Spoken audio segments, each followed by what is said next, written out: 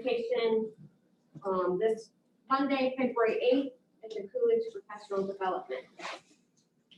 Can I have a roll call, please? Audrey Adamson, Here. Justin Anderson, Present.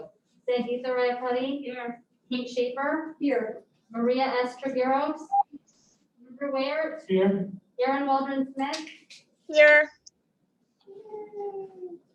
So now we need a motion to approve the minutes of the committee of the whole meeting from January 11th of 2021.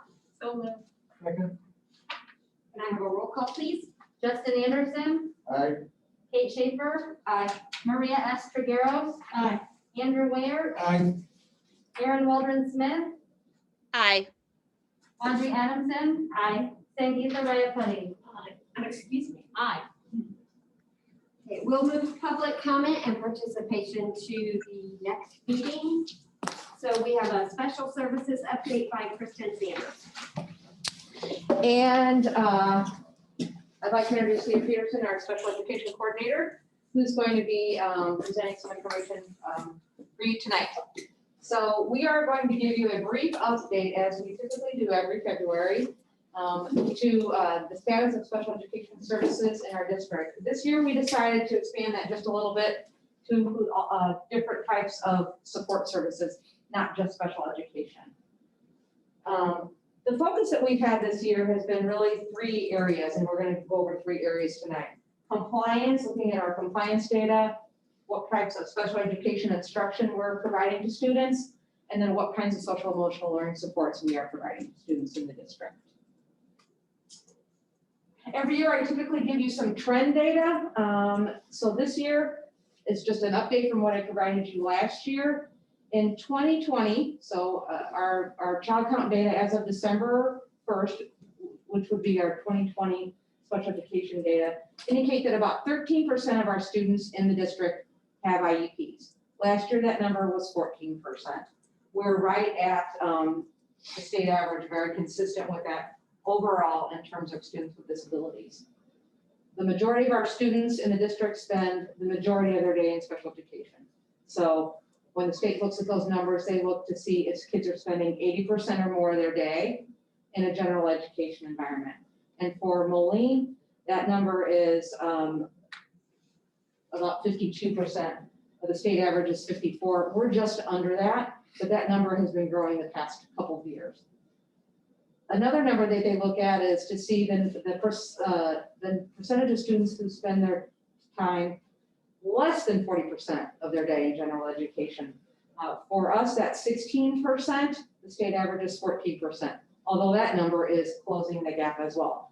Our goal in the district is to have as many students as possible receive special education services in their least restrictive environment. And for most students, that's the general education classroom. Another piece of data I show you every year is overall of that 13%, who are those students? How are they identified? And in Moline, about 38% of the students with disabilities are identified as learning disabled. That's a bit above the state average. However, in other disability categories, we're below the state average. In terms of students with developmental delays, students with other health impairments, we trend a little bit below average or below the state average in those categories. Speech and language impairment makes up the second largest category of students with disabilities, although by the time you get to middle school and high school, students identified with speech disorders really drops off, and it tends to be more of a related service to our students with our most severe disabilities. Here's another set of data for you. What we have noticed over the past few years is although our overall numbers of students in special education has remained fairly consistent, we seem to have a bubble of kids at the middle school with disabilities. And that has caused those caseloads for those special education teachers to really balloon over the last couple of years. At the elementary level and at the middle school level, their numbers have declined, but the enrollment right now is very much high in grades 6 to 8. Can you say that again? Did you mean elementary and high school? Yeah. You said middle school. Sorry. Elementary and high school, the numbers are lower. Got it. Middle school is where they're higher. And so We have tried to do some general shifting to be able to accommodate for that. But that is where the bulk of our kids are in terms of special education students right now. in those grades. So far this year, we have dismissed 38 students from special education, and we look at that definitely as a success story for those 38 kids. Last year, we looked overall, that number was 71 all of last school year. So we're on trend to be able to about meet that number. Another trend that we have seen over the past couple of years is the number of students identified as emotional disability. These are students that have moved into the district from surrounding districts, and so these aren't necessarily all self-generated students, and so that number is just about double the past 2 years, and so that has required us to do some major shifting of staff and programs to be able to accommodate those numbers. We've had to add a class at Washington. We added a middle school class this year by shifting somebody down from the high school.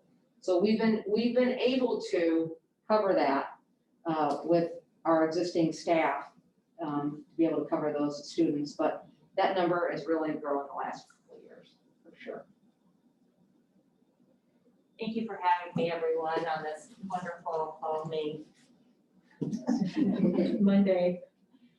So really going back to looking at those ED numbers that Kristen was just telling about, for the last 3 years, it really has been trending higher every year. And yes, majority of them have been coming from out of the district, coming into us, but either way, they're here and we have to program for them. And so we've been doing a lot of shifting and training, but it just wasn't meeting the mark. We knew that we needed to do something more. And so what we decided to move forward with is called the AIM curriculum. The AIM curriculum is authored by Mark Dixon and Dana Flunas. Mark Dixon, you probably have heard of him a few years back, that we were starting to use Fusion, which is a point type system that we use within our Gateway to Positive Behavior classrooms currently. But it just wasn't enough. It was more just about following directions. And if you're able to follow directions, then you get points and then you catch up, which is great. But it really wasn't instructing the whole child. And so what we like with AIM is taking what we're already using, so we're not starting over again, taking what we're using, but it's adding some more pieces that we're really seeing in our instructional program, which is mindfulness, acceptance and commitment therapy, and applied behavior analysis. When you see those as 3 components, all 3 of those have over a decade of research individually. But what's great about AIM is they're putting them all in one area, which really does teach the whole child. And so what we wanted to do is we wanted a K through 12 common curriculum. And I hesitate when I say curriculum because it's much more than just a book of Basel you open up and here's a script. It's really about teaching the whole child, academically and socially, emotionally. So we really wanted some common language K through 12, and AIM curriculum, we believe, can do it. Moving forward with this, and so this was the discussion last year with some key people in the area, in the district that really focuses on behavior. And what we decided to do is take this and move forward. So we've been already busy getting this out into our Gateway to Positive Behavior programs. We started off with John Deere and Wilson, and we provided district training to them, and we're currently implementing this program in both of the middle schools. We started there because we had 2 brand new teachers. And we thought, what a greater way, they're gonna have to have some kind of curriculum to start. So we started with them, and it is going very, very well. We've worked through some kinks and we tweaked a few things, and it's going great. So they're fully implemented now, which is wonderful. Washington currently, in our Gateway program, they're currently going through the district training. So it takes a full semester to train for this. And they're currently receiving that training as we speak. Along with that this year, many of the committee members and teachers have gone through the on-site visits to Mississippi Bend AEA Co-op, which is in DeWitt, Iowa, the partnership school. They have been using AIM about 3 years now as an alternative program through the co-op. And they have seen some great results, even though it's only been 3 years. They really have really have seen the data look the way that they've been hoping it would look. So we've had a few visits, we have more visits more people going on March 5th. Which is great, as we know when we see it, we can it's just better when you go see it. Along with that, we formed a district committee that was just firmed up last week, and I'm really excited to say it really represents special education in Moline School District. We have school psychologists, we have social workers on there, we have classroom teachers, we have principals, K through 12, we have preschool teachers on there. It's really well represented, and I am just so excited to get this up and rolling with the committee. Moving forward, 21 to 22, our next step is then to train Moline High School. Moline High School as well as Wyoming Coolidge. So Coolidge, Moline High School, because we remember this is K through 12. Just sat down with them 2 weeks ago and firmed up who we're going to train, when we're going to train, how that's going to look. Everyone's on board, and that's going to be trained. They're going to be trained first semester of next year, implementing second semester. As well as, we don't want to forget our broader paraprofessionals. They're key in that. So they need training as well. So they're also going to be trained, all the paraprofessionals in our gateway positive behavior. So this is district training. So we're pretty versed on everything, but we're definitely not the experts here. So we're also going to have formal training provided by Mark Dixon and Dana as well, just to give us more the philosophy base of it. Along with that, school teams next year will be meeting monthly to review data, which they do now, but it's just better data to really dive deeper and discuss programming. So we are super excited about it. I invite you to come out to see any of the AIM classrooms, maybe wait till next year if you don't mind, but really I do. I'm really excited about this and really eager to see it happening K-12. There are other district committees that we're focusing on in the whole instruction area. So obviously the behavior is one. The other one is special education with the English language instruction. So again, as we know, our English language learners the numbers are increasing. Currently we have 162 English language students that receive special education. We need to get better at this. We need to get better at how to not only assess students on their English language learners, but also how to provide instruction and how to make it individual. So we're learning right now, to be honest with you. So we're creating a district committee, and on a district committee, again, will be school psychologists, principals, teachers, social workers as well. We're going to start with a book study. And this is the book study that's coming highly recommended by several coordinators, EL coordinators throughout the district. And so we're really excited about doing this book study. And what I like about the book is the book study to learn more, but it's also a to-do. Okay, this is how you put it into action right away. So we're excited about that. Through the book study, we're going to create some action goals from it. The other two committees that we're creating is life skills instruction. We have 123 students currently receiving life skills programming. It really encompasses communication, daily skills, vocational, different modes of data collection. There's a lot that goes into life skills programming. And we have some amazing teachers out there and expertise in all those areas. So we're creating a district committee to really set some goals and keep that moving forward, as well as our multi-categorical instruction programming. We're also creating a district committee in that area. And that's the 80% that Kristen was speaking about. This is the bulk of our students, this last one. This is where most of our students receive special education. We need to continue to move our kids forward. You know, she discussed about how they were able to graduate or be able to program back into general education. So in order for that to happen, we need to better our skills and move that forward. Our focus area is co-taught, and our district is fabulous at co-taught, but it's one of those things, if you haven't received training for a couple of years, you need some refreshers. And plus we have a lot of new staff going on as well. And so we're going to start with the co-taught strategies to try to better meet the individual needs. On that committee, we have principals, we have gen ed teachers, we have special education teachers, school psychologists. So we're really excited. Things are really happening. It's pretty busy in special ed world right now with instruction. Any questions about that?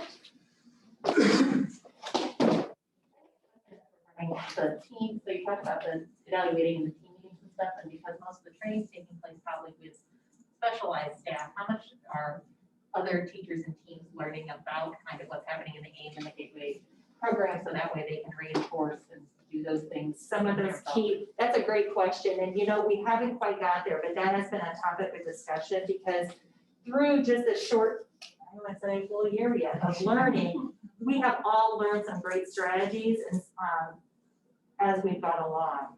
And so we just had that discussion of how can we get this information out into the rest of the buildings. The principals are definitely involved in all of this, so I'm really seeing that they will be a gateway to some of that training that's going on, but we don't have the specifics yet on that, but I would agree with that. So that's our next step. Hopefully we get there. Thank you. Sorry, I have another question. You said that a lot of the EDs are moving into our district. Do we know if that's because we have good track record, or is it just? That's a really good question. I will just be honest, we had quite a few from Iowa that moved over. That was a big bulk of us. I don't know the full reasoning behind that, but we did have quite a few students last year. And so I think that's one of it. Some of it's mobility, as we see East Moline coming in, then we have Moline go to East Moline, as well, Rock Island comes in, and then some of our Moline goes to Rock Island. So some of it's mobility just within us, but we did receive quite a few from Iowa last year. Really good question. We haven't had as many move-ins this year as we did last year, though. And you said there's 2 teachers, there's 2 at Wilson and 2 at John Deere that are currently. Yeah, so there's one, yes, exactly. So there's one at Wilson, one classroom at Wilson, and there's one at John Deere. And they're fully trained, district trained, and implementing Is currently. that the only thing they're teaching, or are they like the ELL? It's their primary assignment. Yes, that's their primary assignment. Then we have three sections at Washington Elementary, one upstairs at Coolidge here, and then one at the high school.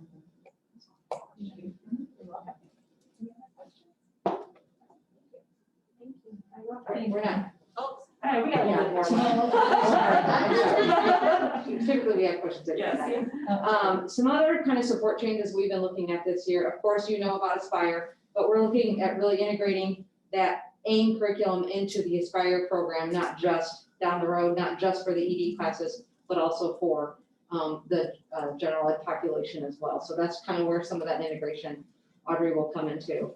One of the things that we've also been able to provide for students this year is just the beginning of some of that board certified behavior analyst support, just because we've just got somebody who got her certification a few months ago. So we have already been able to integrate her into some of our existing teams and to help with programming for some of those kids. I think it was in the Times today, there's an article about Cooper, our dog, our therapy dog, who will be hopefully starting next year. So we're just getting rolling on that particular program.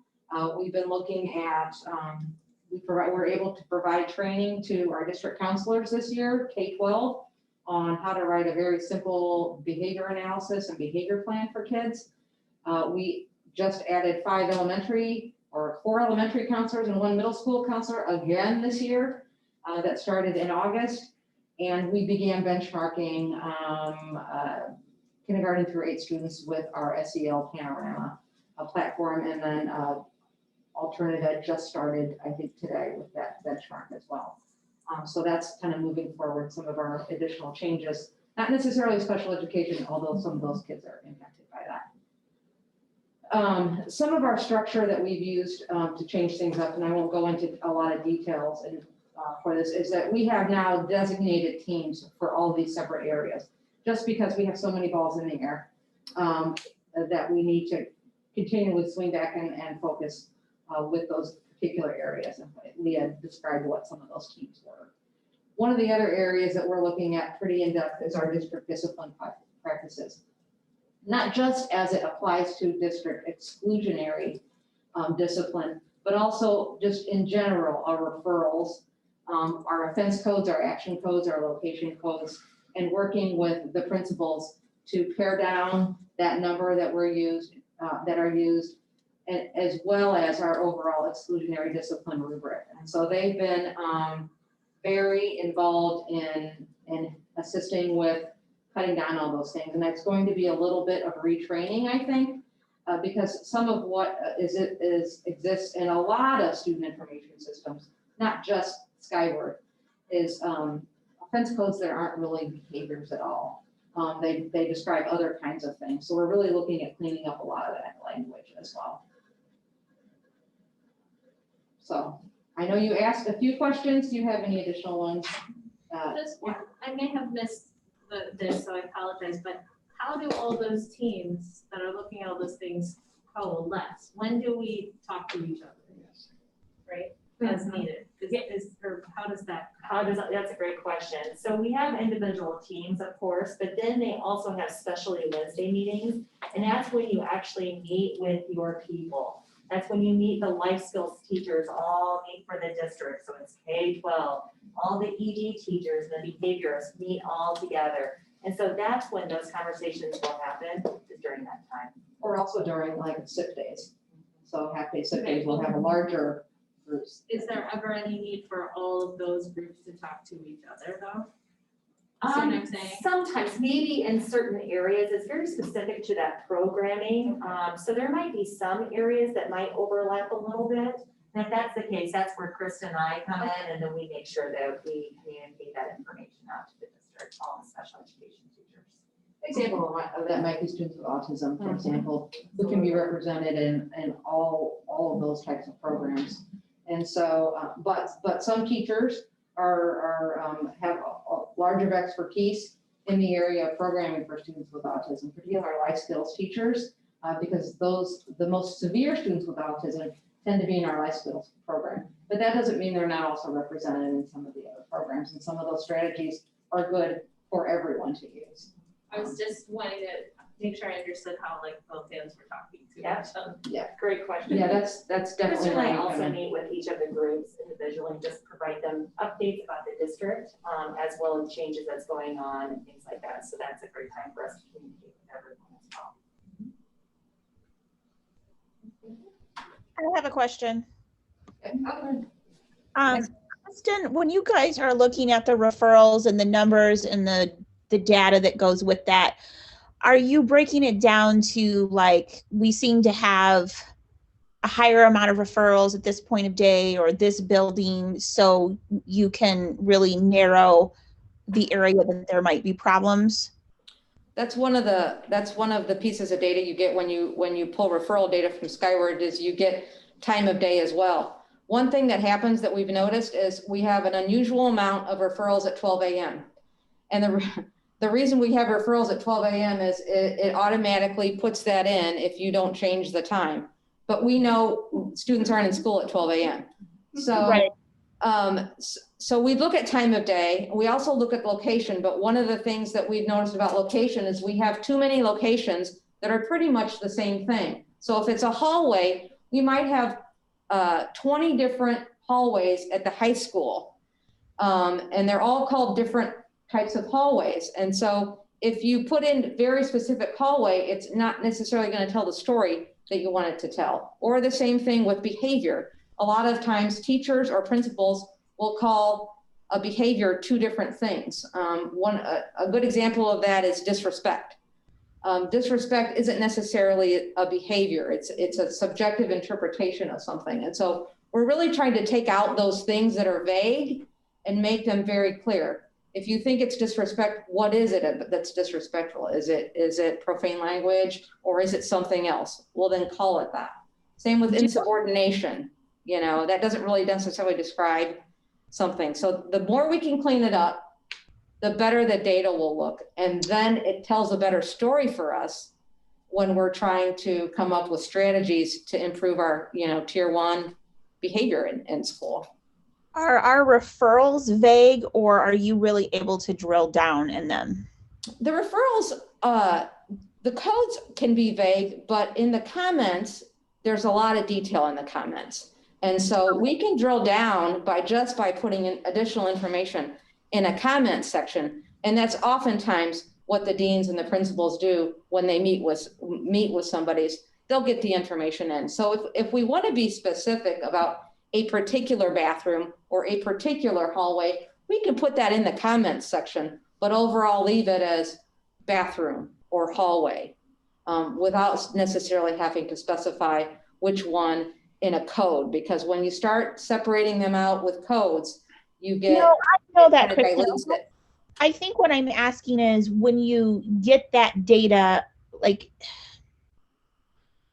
when you have your data like that, then are you working as like a building leadership team to be like, okay, we seem to be getting a lot of referrals that deal with the bathrooms. What do we need to change? I think that's what I'm asking about with location. From their data, they're able to meet as teams of teachers and as behavior teams and look to see where the problem areas are, either time of day or location, and come up with some strategies. Maybe certain areas need more supervision. Maybe certain areas are just unstructured and they need to add structure to that particular time of the day or to that particular location. That's easier to do when you have cleaner time and location data. And is I guess what I was saying about that. But they definitely look at that data when they're trying to develop strategies, tier 1 strategies for lowering referrals. And referral, that's just outcome data, really. Out of school suspensions, in school suspensions, that's outcome data. And it's kind of a temperature that we take to tell us how good we're doing in terms of tier 1 behavior. And if that number is going up, then we know we need to do something different. If that number goes down, then that tells us that all of those strategies and things that we've been doing are helping. One of the things that many of our principals are working on right now is training with alternatives to suspension and restorative justice practices, so that they're able to have conversations with kids about what's driving their behavior so they get a permanent fix rather than just another referral and just another detention. No, I'm with you. It's a better system. You may have already answered this, so forgive me. Do we have tiered referrals? Do we have minors and majors? Yeah, and Okay. those are set in Skyward. We can't change what Skyward interprets as a major or minor referral. Those are kind of picked and already loaded in by Skyward, and it's not one of those customizable features. But that being said, we really want to try to cut down on the number of offenses we have in there that'll even count as a major referral. Most things in there are minor referrals. Most referrals in general are minor referrals, district-wide, as well as just what's in Skyward. Okay, thank you. Sure. Anybody else have questions? Thank you. Thank you. Okay, I need a motion to adjourn. Have a roll call, please. Kate Schaefer. Aye. Maria S. Triguero. Andrew Ware. Aye. Erin Wilburn-Smith. Hi. Audrey Adamson. Aye. Justin Anderson. Aye. Sangeeta Radcliffe. Aye. And then suggest we go right into the next meeting. Okay. So, I'm gonna go. I call this meeting of the Board of Education to order at 6:28 p.m. In the Coolidge Professional Development Room. Roll call, please. Audrey Adamson. Here. Justin Anderson. Present. Sangeeta Radcliffe. Here. Kate Schaefer. Here. Maria S. Triguero. Here. Andrew Ware. Here. Erin Wilburn-Smith. Here. All right. Pledge of allegiance, please. Pledge allegiance to the flag of the United States of America and to the republic for which it stands, one nation, under God, indivisible, with liberty and justice for all. Our first item is approval of the minutes of the open session of the regular Board of Education meeting of January 25th, 2021. Second. Moved by Audrey, seconded by Kate. Roll call, please. Maria S. Triguero. Aye. Andrew Ware. Aye. Erin Wilburn-Smith. Aye. Audrey Adamson. Aye. Justin Anderson. Aye. Kate Schaefer. Aye. Sangeeta Radcliffe. Aye. And we do have several email public comments today. There are multiple ones from some of the same people, so I'm gonna read their name and then read all of their comments, okay? From Deb Johnson, she says, please explain why Moline feels the need to keep the kids out of school. They don't need to be out of school till Q4, they need to go back now. Other Illinois schools have been back 100% 5 days a week, why not us? People need to realize it is a virus and it is not going away, just as the flu. Keeping them out is doing more harm than good. When the CDC confirms children in school is not a threat to them for the virus, who or what organization is not approving and pushing for our kids to return 100% in-person learning? In the immediate QC area in Iowa, all other schools are back as of February 15th. Why aren't we? Our kids need and want this. And from Amy Wren. With other QC area schools returning to 100% in person, what is Moline's justification of staying at 25% for Q3?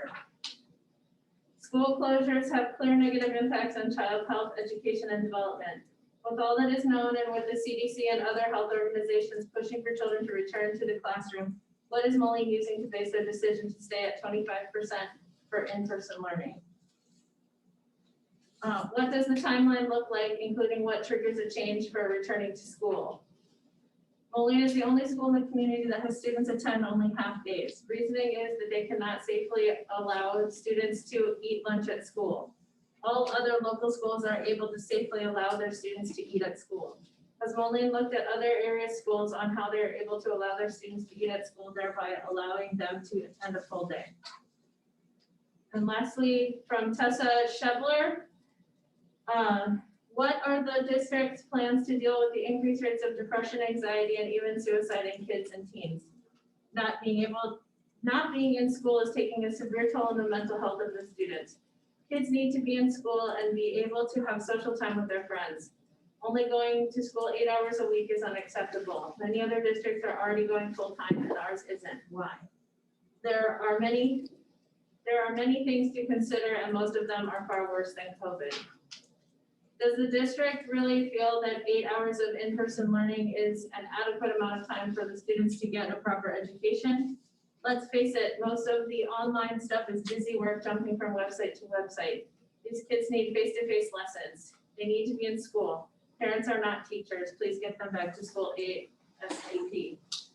If parents can choose to keep their kids home full-time, we should also have the choice to send them full-time. That is our public comment for the evening. We move to the consent agenda. The recommended, we have one item pulled out, so. The recommended motion that the Board of Education accept the items contained in consent agenda items B through K as presented. So moved. Roll call, please. Andrew Ware. Aye. Aaron Waldron-Smith. Aye. Audrey Adamson. Aye. Justin Anderson. Aye. Kate Schaefer. Aye. Maria S. Trigueros. Aye. Sangeetha Rayapati. Aye. And it's a recommended motion that the Board of Education accept the items contained in consent agenda item A as presented. Second. Thank you. Roll call, please. Aaron Waldron-Smith. Aye. Audrey Adamson. Aye. Justin Anderson. Aye. Kate Schaefer. Aye. Maria S. Trigueros. Aye. Andrew Ware. Same. Sangeetha Rayapati. Aye. We move to approval of amendment of CARES grant planned expenditures. Is a recommended motion that the Board of Education approve the amended Coronavirus Aid, Relief, and Economic Security Act, CARES, expenditure grant plan in the amount of approximately $1.9 million. So moved. Second. Any discussion?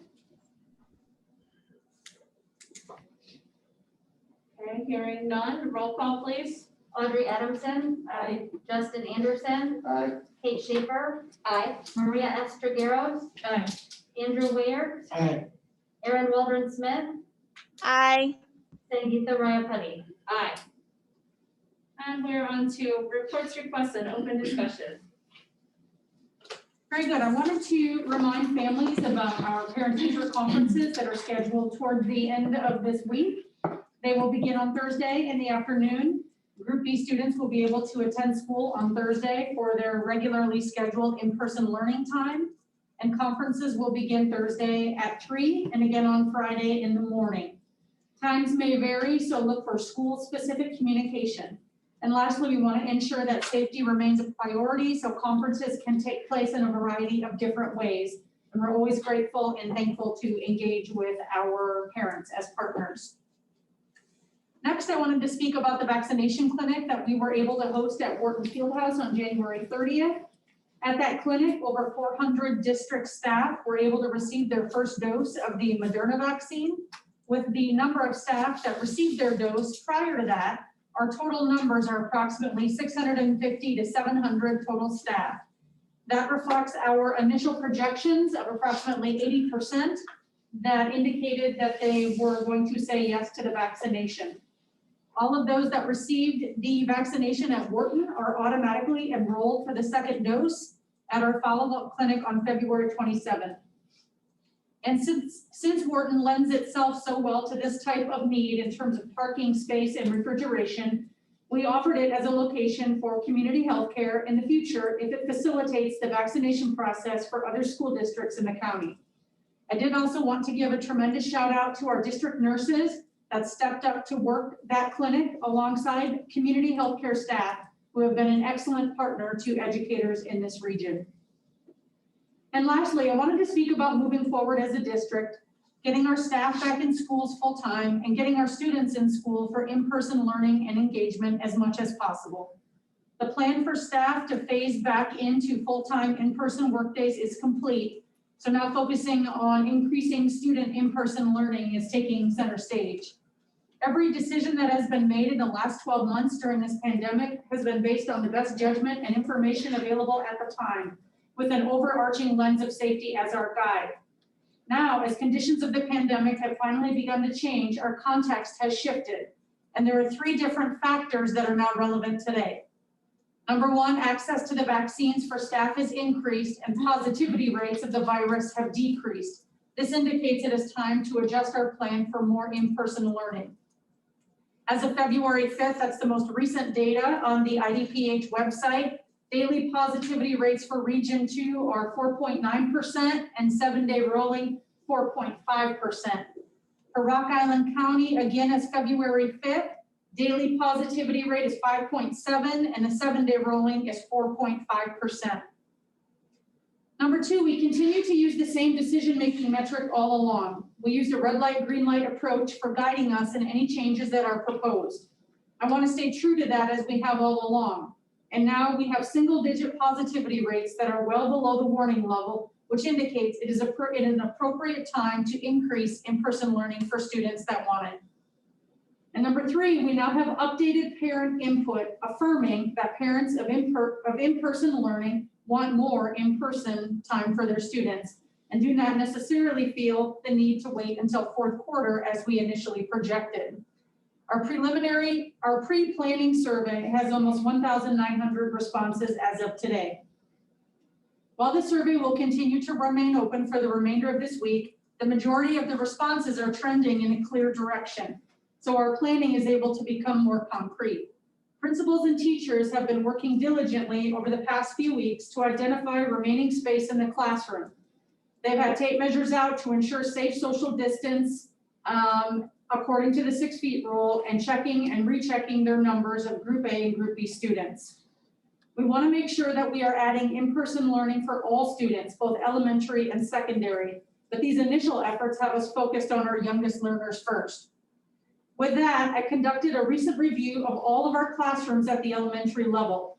And out of 131 K through 5 classrooms across all 10 elementaries, all but 15 have the space needed to safely combine both A and B groups together with proper distancing to increase their days to at least 4 days per week for now. That means approximately 90% of our K-5 classrooms have the space needed to combine both groups of in-person learning blended students. I think this should be the next step and could be accomplished in a very short period of time. This would allow a bit more time to find an alternative plan in terms of location and space for the 15 larger classes, to have the timeline be better aligned to teachers getting the second dose of the vaccine, including time built in for the 48 hours after for any possible reaction to the second dose of Moderna, to collect some final feedback from both teachers and parents and staff, and to allow some additional planning time to finalize options for families, such as the 30% that have expressed they are concerned about lunchtime at school. Currently, I have both an elementary team and a secondary team finalizing at least 2 options that would go one step further beyond just adding the A and B groups together. I've asked them to look at how best to extend the length of the day beyond the noontime dismissal, and also how best to utilize Fridays. It is important to note that we will still continue to offer the full remote option for the remainder of the year for those families that want that. And with that, the teams are working on where to plug in time for teachers to be able to connect with their full-time remote learners. Other preliminary survey data indicates that 95% of current blended parents say they will send their child more if we offer more. 15% of parents say they would choose full remote for fourth quarter. And another 15% indicate they would choose a blended model for fourth quarter. I'm assuming largely due to the safety concerns at lunch. And that leaves 70% indicating that they want as much in-person learning for as many days possible for fourth quarter. We're seeing just a variation of interpretation with the 6 feet rule across districts in our region. The language is very clear: 6 feet whenever possible, 6 feet whenever feasible. And teachers and principals and staff are working together to figure out what is the comfort level of spacing in the classroom. And that is the key point that we're seeing as a variation from district to district. While many schools are ready to make these moves on their own, it's looking like we as a district can make some district-wide adjustments all at the same time. And for those reasons, I've asked principals to put a pause on these transitions for now. My intent is to have some options finalized by the end of next week that families and staff can take a vote on one final time, especially for how we can expand middle school and high school. The data that we have learned from the pre-planning survey has been incredibly useful in helping us narrow down choices that are actually aligned with what parents want, and to be able to put it in front of teachers and staff to weigh in on implementation, so all stakeholders can have a final say. And with that, that would leave time to have final results and recommendations to the board at our very next meeting. I know there's positive momentum and we want to make changes now. We have come so far and are so close that I want to be sure that we are not rushing, but yet still making sure that we're following what our parents want and what our teachers want, and keeping safety as our guide. And with that, I would turn it back over to members of the board for guidance and direction. This is Erin. I'd like to say a couple things because I'm the one who's making it hard on the computer, and then I'll shut up. First of all, I appreciate all your hard work, Dr. Savage. And for all of the staff and teachers and the support staff and anybody who is involved in making our building safe. Here are my concerns. And you did address this, Dr. Savage, but I just want to reiterate that yes, the CDC says that students safely can come back to school as long as the 5 key mitigation strategies are being used as much as possible. I am pleased that our local numbers have dropped. I am happy that we are seeing a safer environment, but I don't want to ruin that by making decisions that might not serve our community as a whole. I also understand the want and desire to have the children back more in the learning environment, and it is needed. But I continue, and I cannot support unless we are taking all the mitigations possible, and I am not and continue not to be comfortable with our students eating lunch. That just is a time that worries me. And I know you don't have a plan, but that is the key part of the day that I don't feel good about. Open up the floor for everyone else. Just thank you for everything you've done. I kind of looked at some of the numbers from the responses and had some questions about percentages of people that were responding and things like that. So I think that's, as long as we're staying on top of making sure. One question I thought of is with our Spanish speakers, I know we kind of figured out with a 5% response, how many of them are actually choosing to stay home?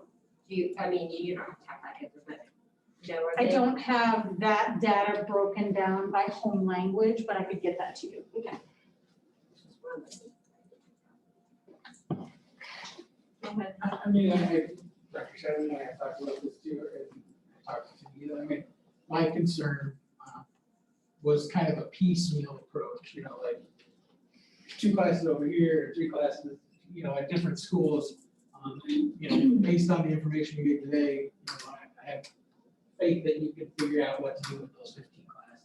I mean, we've got to be able to make it district-wide. I'm tired of my kids. If you can send them back to school, I mean, that's not what school's for, but, we've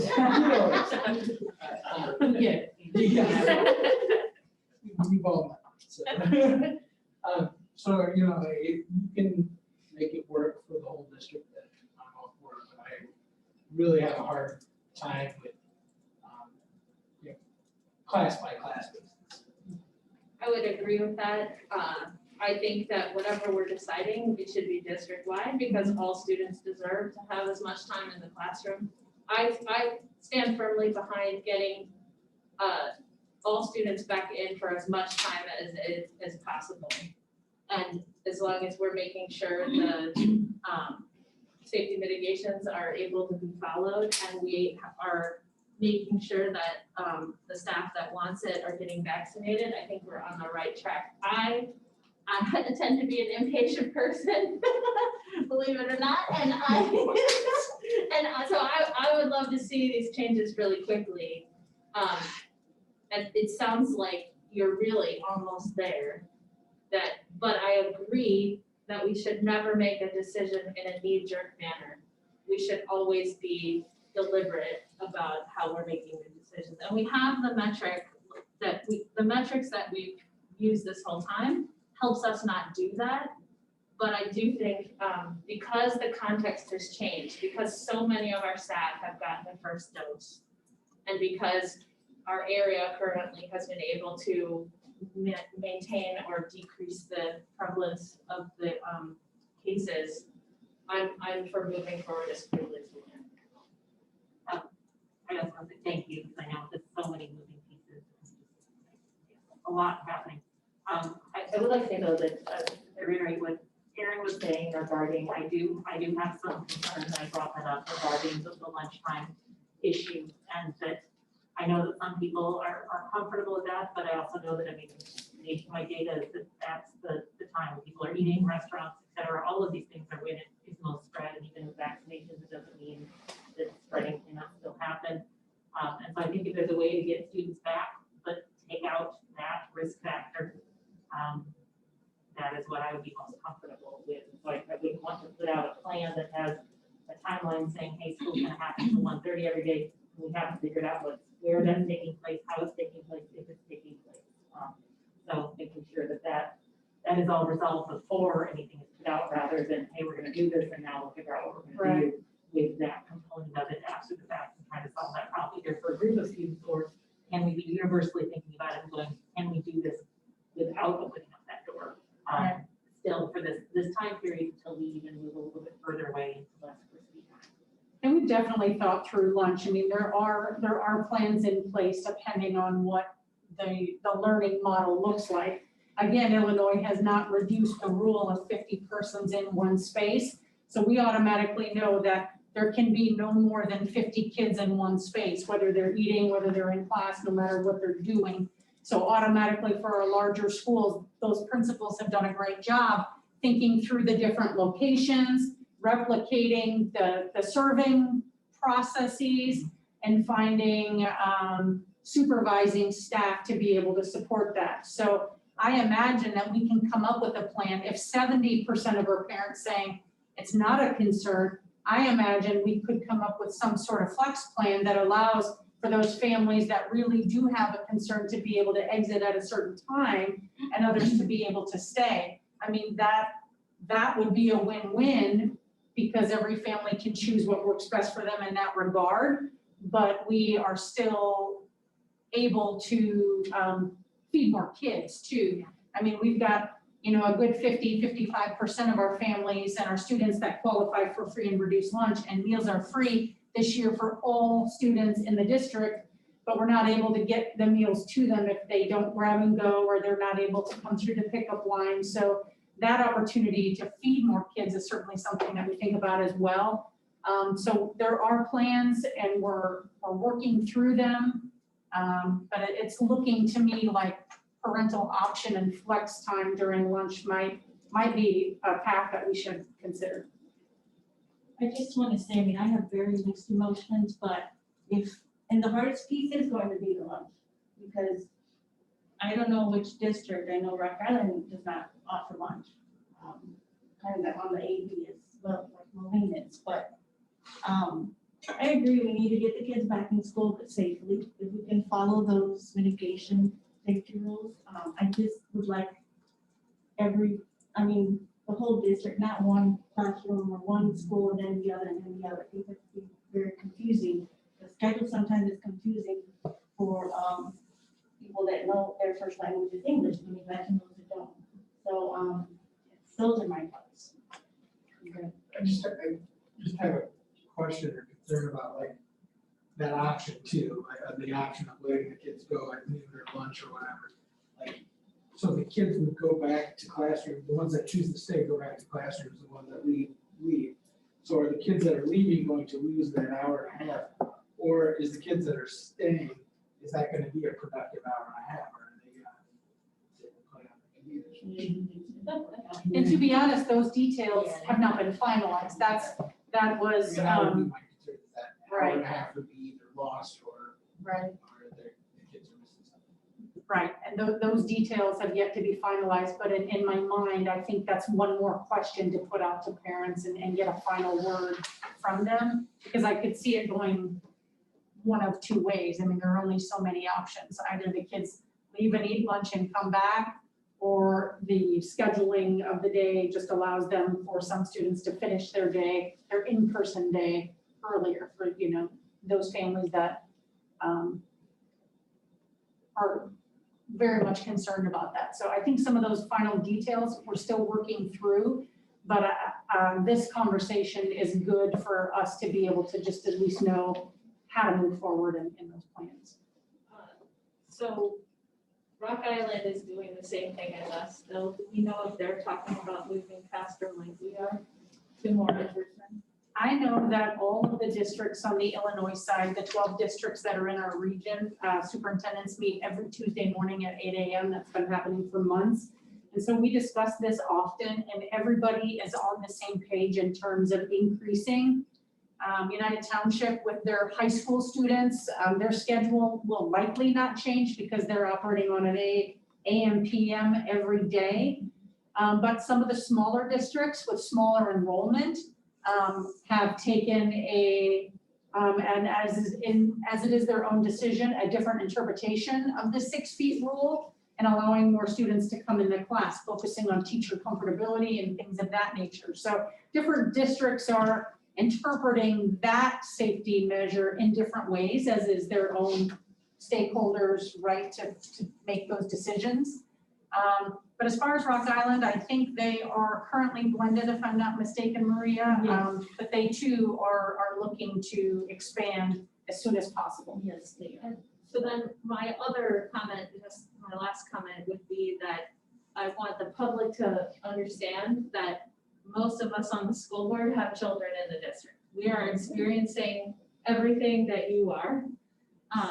With some multiple grade levels, different schools, all of that kind of stuff. So We understand, is what I really want to say. We're living it too, and I'm not sure everybody knows that. Do you want to add? Yeah, I also thank you for everything that the district is doing and the thought being put in and care being put into do it once, do it right. I would suggest with 70% of our parents responding, stating and asking for more, that is a very, very clear directive. And that we need to move to at least 4 full days, not getting out at noon, not half days, but 4 full days as quick as possible. And 5 days as fast as allowable. But if this is what our community is stating, and this is what we're all sitting here saying, and we told our community we're going to listen to them, we need to do it. We need to get in as quick as we can. So if 2 weeks from now, we hear some options, and they work that and consensus is formed that they're agreed upon, what's the time frame look like from that Monday night to implementing the new options? Good question. 2 things there. Number 1, our principals have been, and teachers have been working diligently on this for the past week and a half, maybe even 2 weeks.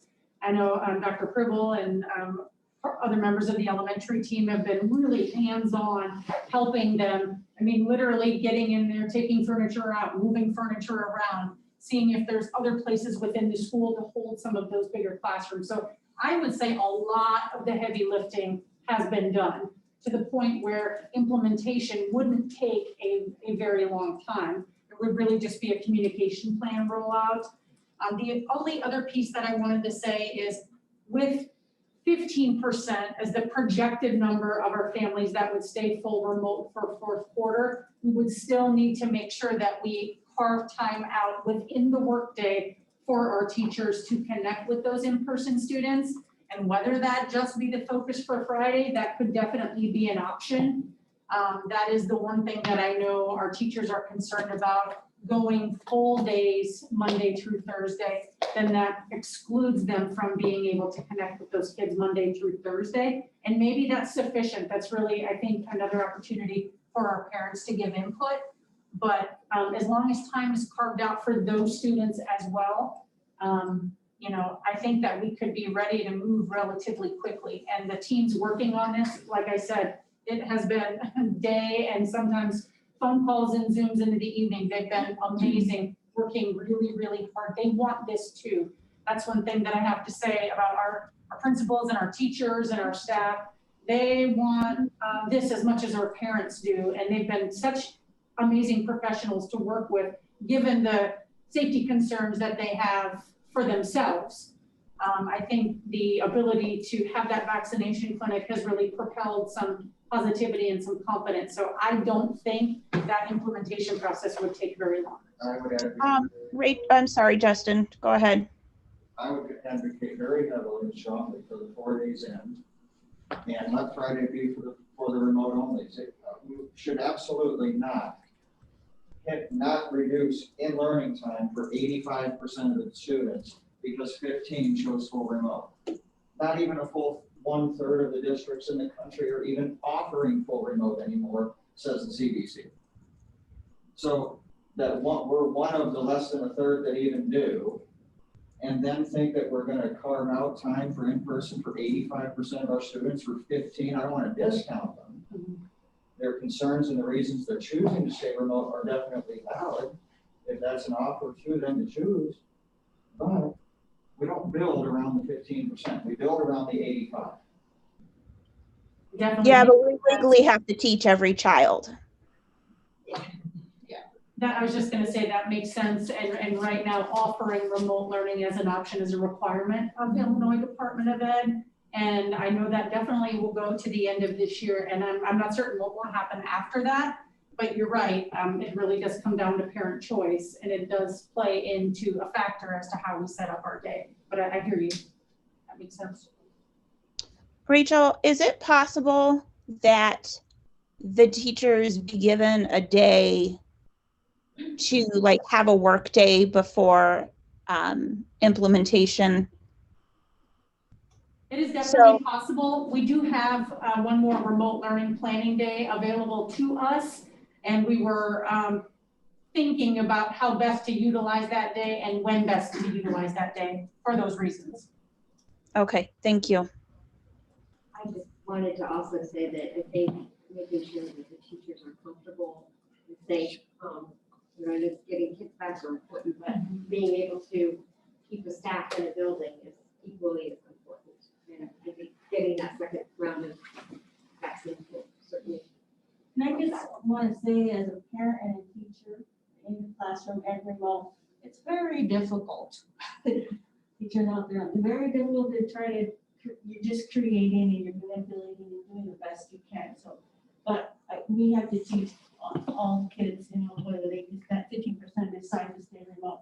And we're just gonna have to be creative again, which a lot of the staff is. So, thank you. Thank you so much. We do have to move to closed session, and it's been so long since we had that, so please remind me. I'm motioning to come back from closed session, correct? We don't motion to go in. Consider the collective negotiating matters between the public body and its employees or their representatives, or deliberations concerning salary schedules for one or more classes of employees, and to consider the appointment, employment, discipline, performance, or dismissal of specific employees of the district.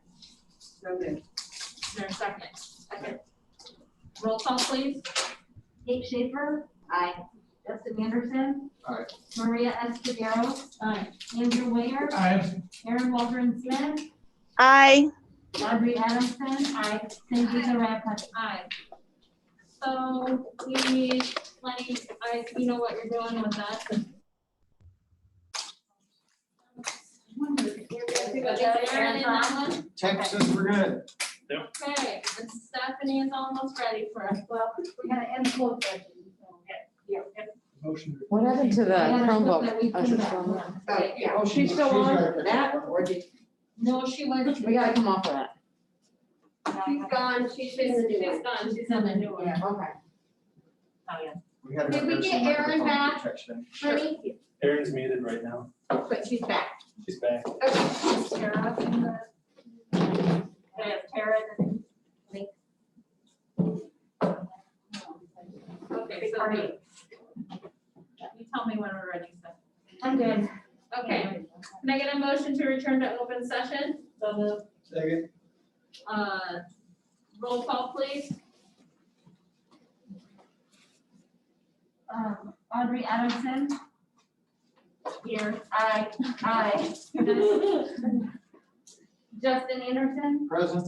No, this Aye. is just a motion. This is Move back. To move Move back. back, aye. Kate Schaefer. Aye. Maria Escudero. Aye. Andrew Ware. Aye. Aaron Waldron Smith. Aye. Sangeeta Radcliffe. Aye.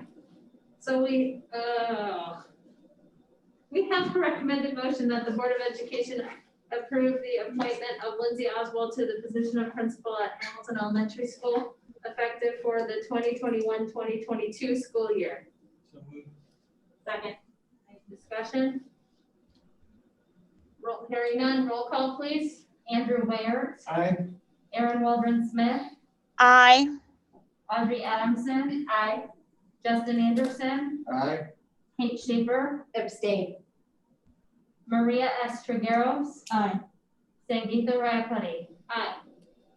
Recommended motion that the Board of Education approve the appointment of Tara Banks to the position of principal at Willard Elementary School, effective for the 2021-2022 school year. So moved.